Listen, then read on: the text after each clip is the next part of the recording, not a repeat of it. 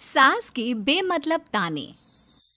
अरे सास हो और ताने ना दे, ऐसा कहाँ हो सकता है। लेकिन क्या हो जब सास जरूरत से ज्यादा ही ताने देने लगे तो। सुन बहू, आज घर में कुछ खास मेहमान आने वाले हैं, तो लंच पर ये सब बना देना। ये पकड़ लिस्ट, और कुछ भी कम ज्यादा नहीं होना चाहिए। वैसे तेरे बारे में जानती हूँ मैं, मेरे टाइम पर तो हमें बताने वाला भी कोई नहीं था। माँ जी कितने लोग आ रहे हैं ये तो लिखा नहीं है। खाना बच जाए तो दिक्कत, कम पड़ जाए तब तो दिक्कत ही दिक्कत है ना। क्यों? अरे सवाल पर सवाल ही करती रहती है, ये ठीक नहीं है। मेरे टाइम पे तो मजाल है कि हमारे मुंह से चू भी निकले। वो क्या है ना माँ जी, मैं खाना उसी हिसाब से बनाने का सोच रही हूँ। कहीं खाना कम ज्यादा बन गया तो आप तो मुझे पाताल में ही डाल देंगी ना। मेरे टाइम पे तो हम इतना बोलना क्या सोच भी नहीं सकते थे कि सास को कैसे ताने दे। अरे अरे रे माँ जी, कहाँ ताने दे रही हूँ। पर माँ जी इतना सारा खाना मैं अकेले कैसे बनाऊंगी। कोई हेल्प, कोई हेल्प। कितनी बड़ी बात बोल गई बहू।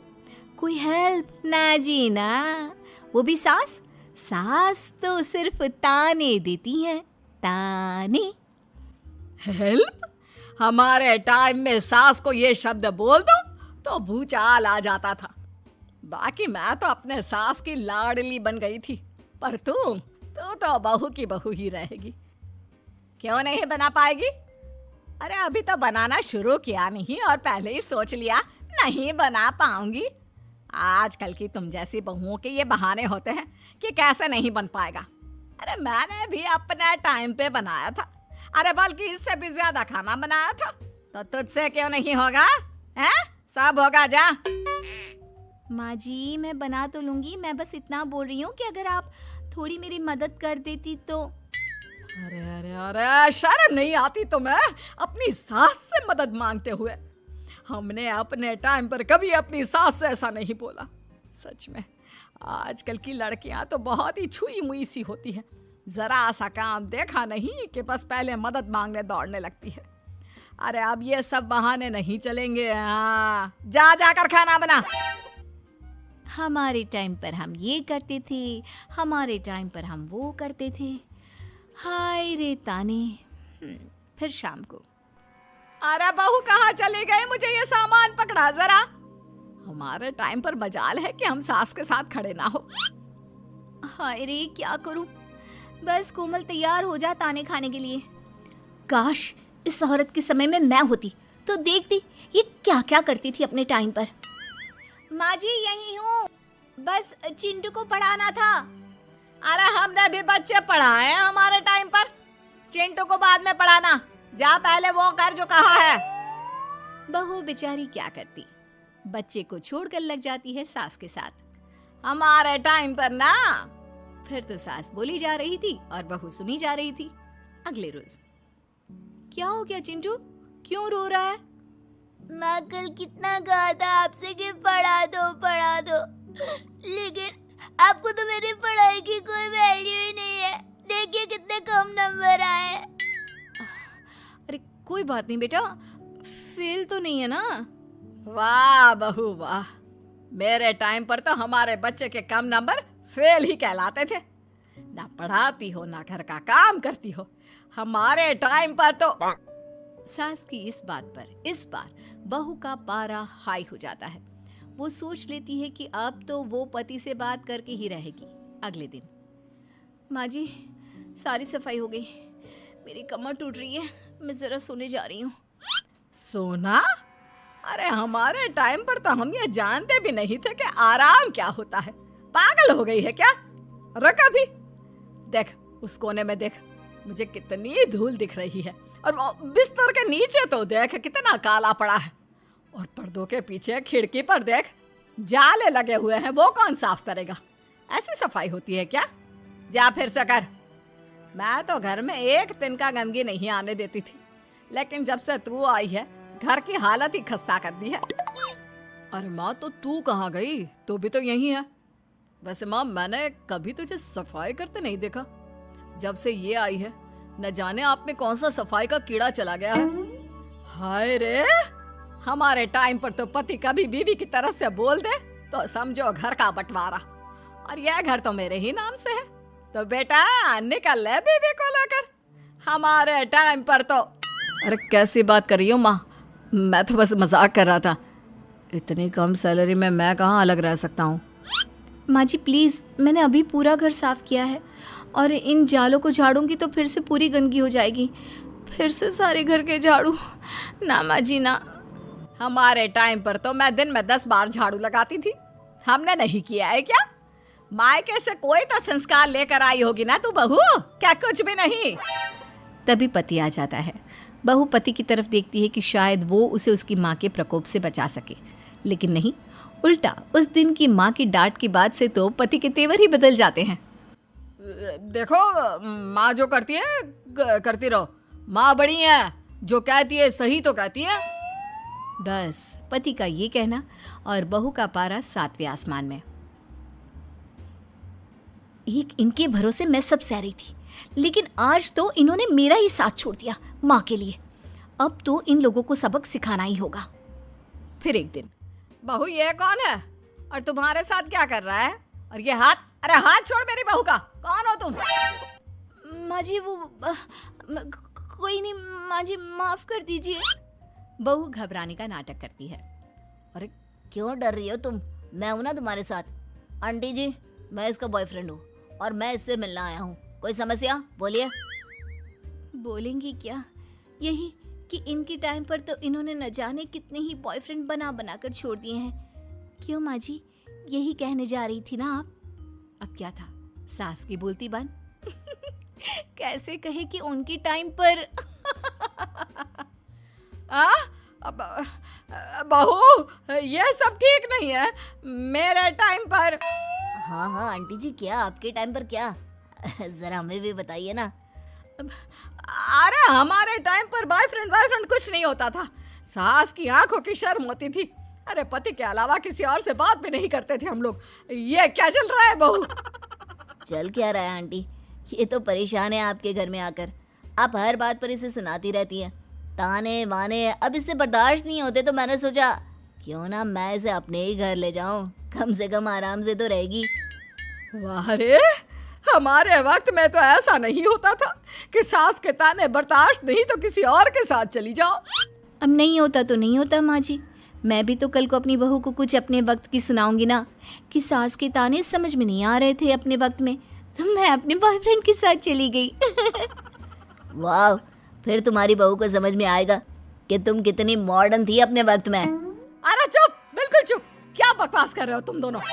तो क्या करे, पति को तो अपने घर की लालच दे रखी है, वो तो मेरे लिए बोलते नहीं, तो किसी के पास तो मैं रहूं ना शांति से। तभी पति आ जाता है। नहीं, दूसरा घर तो मैं ले सकता हूँ, लेकिन दूसरी बीवी नहीं। माँ वो कितने ताने सहेगी? मुझे मेरी गलती का एहसास हो गया है। चलो हम कहीं और रहेंगे। अरे नहीं, हमारे जमाने में। फिर माँ जी? मतलब मैं कैसे रहूंगी तुम लोगों के बिना? बहू मुझे माफ कर दे। ओके, कर दिया माफ। अच्छा ये तो बताओ कि ये लड़का कौन है? मैं इसकी मौसी का बेटा हूँ, मिलने आया था। अच्छा दीदी, बाय। समधी की शादी। इस कहानी की हीरोइन गंगा है, जो अपनी समधन की मौत के बाद अपने समधी के अकेलेपन को समझते हुए समधी की दूसरी शादी करवाती है। लेकिन उसकी बहू इस बात से बिल्कुल खुश नहीं होती।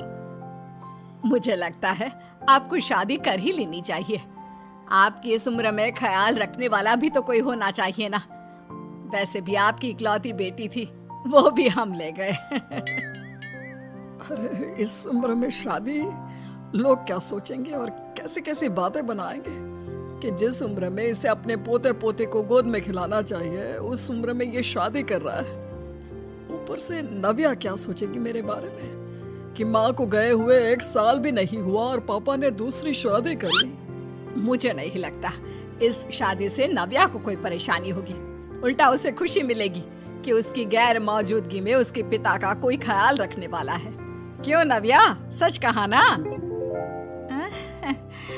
हाँ मम्मी जी, आप सही बोल रही हैं। ये बोलकर वो अंदर चली जाती है। लीजिए, अब तो आपकी बेटी ने भी हाँ बोल दिया। रही लोगों की बात, तो लोग तो कभी किसी की खुशी देखकर खुश हो ही नहीं सकते। अगर आप लोग खुश रहेंगे तब भी वे बातें बनाएंगे, और अगर आप दुखी भी रहेंगे तब भी बातें बनाएंगे। इसलिए अच्छा यही होगा समधी जी कि आप उनके बारे में सोचना छोड़ ही दीजिए। समधी को सास की बात सही लगती है। वो भी सोच लेते हैं कि बची जिंदगी के लिए कोई हमसफर बना ही लेंगे। आप ठीक बोल रही हैं। जब मेरी प्यारी बिटिया नव्या और उसके ससुराल वालों को मेरी इस उम्र में दूसरी शादी से कोई दिक्कत नहीं, तो परेशानी कुछ है ही नहीं। ऐसे ही सास समधी की दूसरी शादी करवाती है और फिर समधी के घर आ जाती है बहू की नई माँ। कुछ दिनों के बाद बहू अपने मायके अपने पापा और नई माँ से मिलने आती है। मेरा बच्चा कितने दिनों बाद मुझसे मिलने आई है। इधर बैठ, मैं तेरे लिए कुछ अच्छा सा बना कर लाता हूँ। तेरे फेवरेट पास्ता खाएगी ना? पापा आप क्यों? वो कहाँ है? उनसे बोल दीजिए। आप मेरे ही पास बैठकर बातें कीजिए ना। उन्हें क्यों लेकर आए? कोई चैरिटी थोड़ी ना कर रहे हैं। इस उम्र में घर मिल गया, और क्या चाहिए? तभी नई माँ घर में आती है। बेटी की बात सुन रही होती है और सुनकर बहुत दुखी हो जाती है। वो अच्छा, तुम्हारी नई माँ वो जरा किसी काम से बाहर गई हुई है, आती होगी। मैं तब तक तेरे लिए कुछ अच्छा सा बना कर लाता हूँ। ठीक है पापा। लगता है नई माँ के पैर बाहर ही रहते हैं, और आपको ही बनाकर खिलाना था तो क्या करे, छोड़िए। ये बोलकर वो घर में घूमने लगती है और चीजों को देखती है। इनको घर में आए हुए थोड़े दिन नहीं हुए और ये घूमने भी जाने लगी है, वो भी पापा को घर में अकेला छोड़कर। आने दो, एक बार इनकी खबर लेती हूँ। वैसे घर को तो बड़ा सजा कर संवार कर रखा है। चलो, ये तो खूबी है, कम से कम पापा को साफ कर का शौक भी है। इतने में नई माँ घर में आती है। अरे नव्या बेटा, तुमने पहले बताया होता तो मैं जल्दी घर आ जाती। तुम्हें नहीं पता मुझे तुमसे कितनी सारी बातें करनी है। कैसी हो बेटी? बेटी? हाँ, वैसे अब तो मैं आपकी बेटी हो ही गई हूँ, ना चाहते हुए भी। खैर, आप गई कहाँ थी? शादी हुए कुछ दिन भी नहीं हुए और आपने घूमने जाना भी शुरू कर दिया। पापा का ख्याल रखने के लिए शादी करवाई है आपकी, जानती है ना? नव्या, ये तुम क्या बोल रही हो? मैं कहीं घूमने नहीं बल्कि एक दोस्त से मिलने गई थी। उसकी तबीयत थोड़ी ठीक नहीं, इसलिए वो क्या है ना, शादी के चलते उससे मिलना नहीं हो पाया, तो आज चली गई। अच्छा, वो भी पापा को यूं घर पे अकेला छोड़कर? आपके लिए आपका ये परिवार ज्यादा जरूरी है या आपकी दोस्त? देखिए, ये ठीक नहीं है। इतने में पिता आ जाते हैं। अच्छा, तुम आ गए। आओ, चलो तीनों मिलकर बैठ के खूब सारी बातें करते हैं। माँ कुछ नहीं कहती, चुपचाप अंदर चली जाती है। ऐसे ही बहू जब भी अपने मायके आती, अपनी नई माँ से ऐसे ही बात करती। नई माँ बहू के इस बर्ताव से परेशान होकर उसकी सास को बताती है। देखिए, माना वो बेटी है, लेकिन मैंने भी शादी की है। वो बेटी कम, सास सा व्यवहार ज्यादा करती है। अब छोटी है तो कुछ कहना ठीक नहीं लगता। बाकी शादी का रिश्ता लेकर तो आप आई थी, इसलिए आपको बता रही हूँ। मैं शादी करके बहुत पछता रही हूँ। अरे परेशान ना हो, मैं बहू से बात करती हूँ। तभी थोड़ी ही देर में बहू ससुराल आ जाती है। बहू कहाँ थी अब तक? तुम्हें पता है क्या टाइम हो रहा है? अब माँ जी, मैं अपनी एक सहेली से मिलने गई थी, और माँ जी अभी तो 7 बज रहे हैं। अरे इतना लेट कोई घर आने का टाइम है? आज के बाद 6 बजे के बाद तुम घर आई तो तुम्हें घर में एंट्री नहीं मिलेगी। सास बहू के साथ बिल्कुल वैसा ही व्यवहार करती है जैसा वो अपनी नई माँ के साथ कर रही होती है। न जाने माँ जी को क्या हो गया है। मैं कितनी खुश थी कि मायके जैसा ससुराल मिला है। सासू माँ इतनी अच्छी थी। फिर अगले रोज, बहू, मेरे बेटे को पौष्टिक खाना दिया कर। क्या ये पास्ता पिज्जा बनाती रहती है? इसलिए शादी नहीं करवाई थी मैंने अपने बेटे की। ठीक है माँ, मैं बना दिया करूँगी ऐसा खाना। लेकिन माँ जी, आपको हुआ क्या है? पहले तो कभी आपने ऐसा नहीं किया, तो ये अचानक से मुझसे कोई गलती हो गई है क्या माँ? क्यों? ऐसे नहीं बोल सकती। समझ ले, ये तेरी सास का हुक्म है। ऐसे ही सास बहू को अपने सास वाले तेवर दिखाकर कभी डांटती तो कभी ताने मारती, पर बहू बेचारी बिल्कुल समझ नहीं पाती। एक दिन, बहू ये क्या बेफिजूल खर्चा करती रहती है? परसों ही तुमने अपने लिए एक साड़ी ली थी और आज फिर से।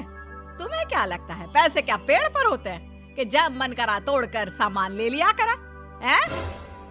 वो माँ जी बहुत अच्छी लगी तो ले आई। अच्छी लगी तो ले आई।